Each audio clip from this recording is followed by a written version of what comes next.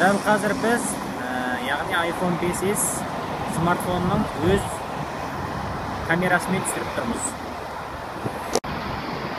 Достар, қазір сіздер анау Сейфуллин Тимирязев деген сөзді көріп тұрған боларсыздар. Немесе мына жақтағы Фурманов және Достық даңғылы деген жазбаларды.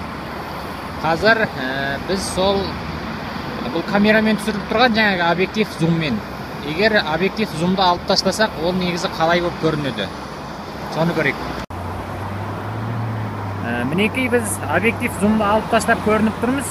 Жаңағы Тимирязев, Достық деген сөздерді тіпті мүлде көруге болмайды. Біз қанша жақындатсақ та, оны тани алмайсыз. Ал біз дәл осы тұрысында объектив зумды жалғап көрейік.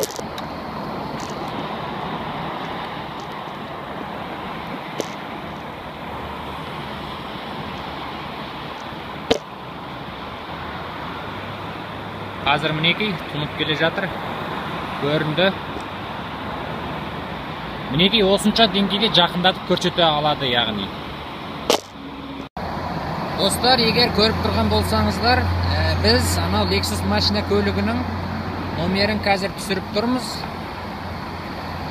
276 NTA02 деген номер.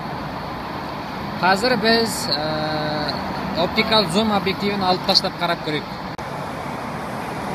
Мінекей оптикал зум объективін алып таштап қарап көрсеңіздер, біз осыншалық деңгейде ғана жақындата аламыз мына тұрған Lexus көлігін, яғни оның номерін көру мүмкін емес. Біз қайтадан дәл осы үстінде жалғап көрсетейік.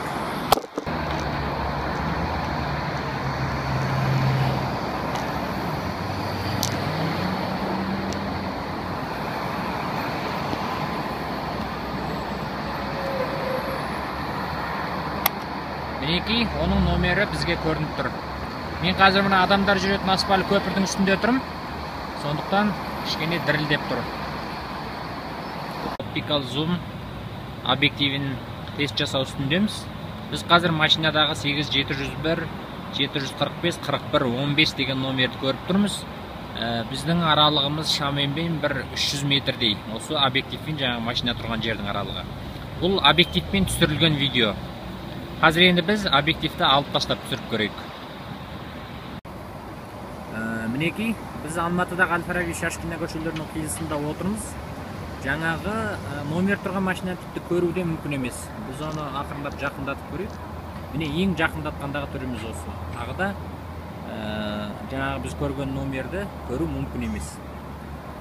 Бұл өзіміз көрсетіп отырған оптикал зум объективінің бір ең жақсы қасиеті, өте алыстағы көзіміз жете бермейтін заттарды бізге телефонның камерасы арқылы жақындатып көрсете алуында.